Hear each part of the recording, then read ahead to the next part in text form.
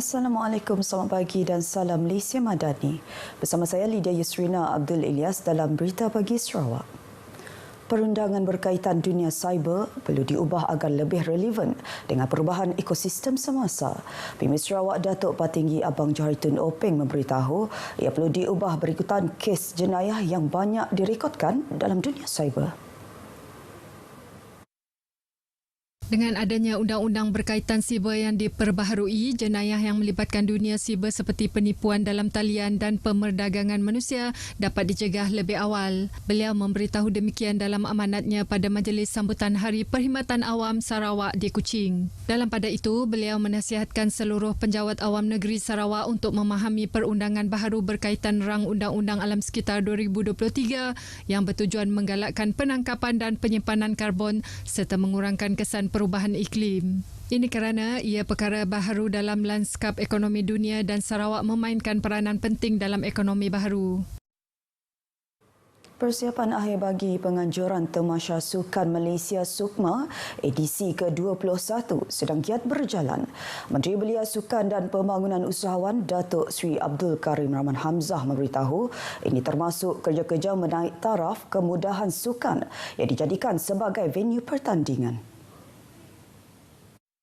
Beliau bagaimanapun menyuarakan kebimbangan berkaitan aspek penghantaran peralatan sukan yang diimport dari negara Eropah yang mungkin berdepan kekangan susulan peperangan yang berlaku di peringkat global. Some of the equipments come from Germany, things like that. Now you know, to get things from Europe, kalau naik kapal, they face problem. So this little thing can disturb our planning. Datuk Seri Karim yang juga Menteri Pelancongan Industri Kreatif dan Seni Persembahan bercakap kepada pemberita selepas merasmikan Hari Integriti Kementerian itu di Kuching. Tamasya SUKMA 2024 dijadual berlangsung dari 17 hingga 24 Ogos depan melibatkan 9 bahagian di Sarawak.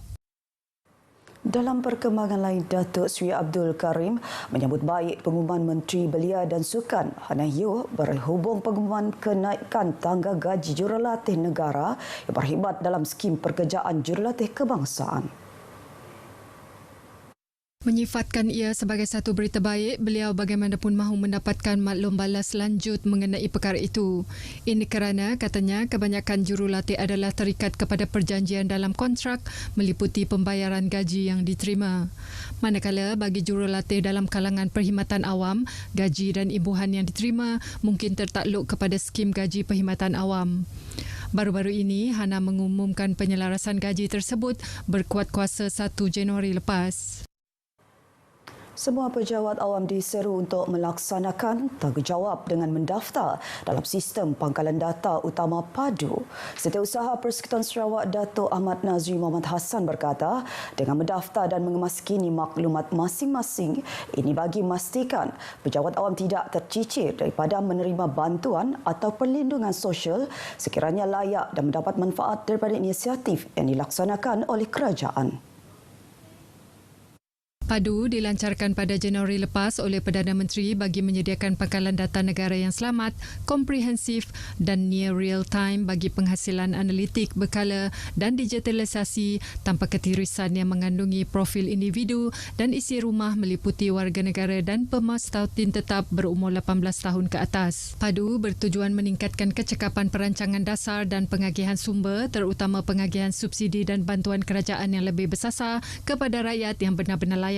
Datuk Ahmad Nazri berucap pada Majlis Sambutan Hari Perkhidmatan Awam 2024 di Kuching yang dirasmikan oleh Premier Datuk Patinggi Tan Sri Abang Johari Tun Openg. Dalam pada itu, mewakili penjawat awam Persekutuan di Sarawak, beliau memberitahu penjawat awam menyokong penuh hubungan proaktif antara Jabatan Kerajaan Negeri dan Persekutuan dalam mewujudkan pelbagai kerjasama demi kepentingan rakyat dan perkhidmatan. Oleh yang demikian, pelbagai program dan aktiviti yang telah dan akan dilaksanakan amat dialu-alu.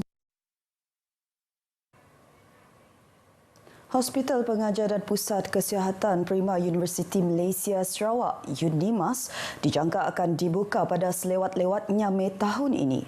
Naib Chancellor UNIMAS Profesor Dr. Ahmad Hatta Rashid berkata, projek pembinaan hospital tersebut kini sudah mencapai hampir 99% siap. tertakluk kepada JKR I think apabila dah siap dan juga developer, insyaAllah I think dalam tahun ni kita akan buka untuk kegunaan staf dan juga penduduk di sekitar Semerahan. Kita tak nak I think apabila kita buka ada kerja-kerja pembaikan berlaku. Kita make sure that semua berfungsi dengan elok dan kita dalam kita menjalankan rawatan nanti ataupun servis kita kepada masyarakat dia tak terganggu.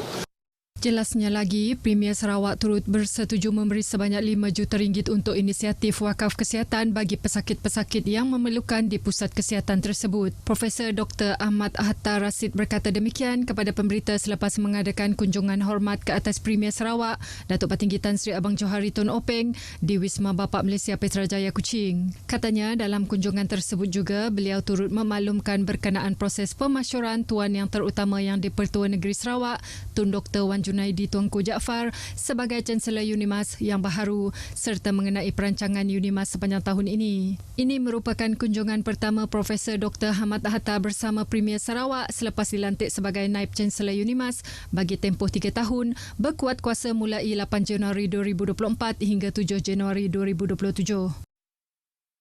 Polis Diraja Malaysia Kontijen Sarawak akan melaksanakan Ops Selamat ke-21 bersempena dengan sambutan perayaan Tahun Baharu Cina bermula hari ini hingga 13 Februari ini.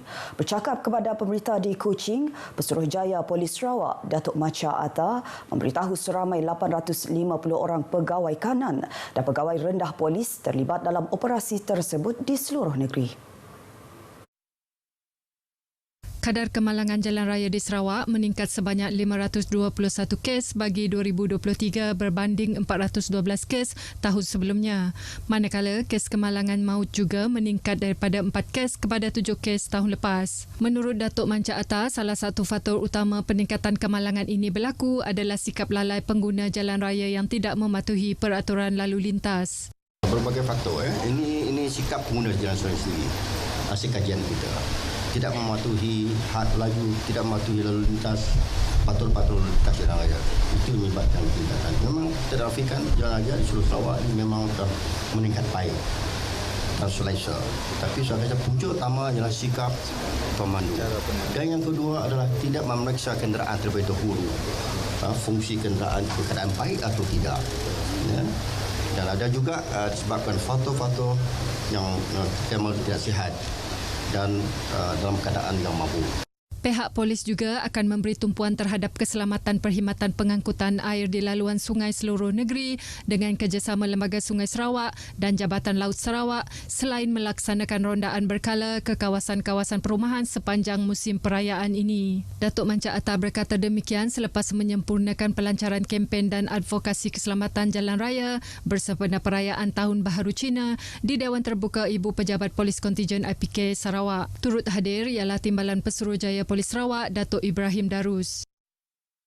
Polis Sarawak berjaya merampas sejumlah 2,858 pelbagai jenis minuman keras dan rokok bernilai lebih 98.7 juta ringgit dalam op taring di sekitar Kuching dan Padawan Selasa lepas. Dalam operasi bersama yang dijalankan oleh beberapa jabatan dalam PDRM telah berjaya menahan 8 lelaki warga tempatan berusia lingkungan 22 hingga 67 tahun menerusi 3 serbuan ke atas premis perlainan iaitu di Jalan Setia Raja dan Jalan Padungan di Kuching serta Batu 7, Jalan Pederisan Padawan. Dalam operasi bersama yang dijalankan oleh beberapa jabatan dalam PDRM, telah berjaya menahan 8 lelaki warga tempatan berusia lingkungan 22 hingga 67 tahun menerusi 3 serbuan ke atas premis berlainan iaitu di Jalan Setia Raja dan Jalan Padungan di Kuching serta Batu 7. Berita bagi Sarawak berakhir di sini. Seterusnya ikuti Stadium RTM selepas ini untuk perkembangan sukan tanah air dan antarabangsa. Saya Lidia Yusrina Abdul Ilyas dari Sungai hingga Segara Palestin Pasti Merdeka.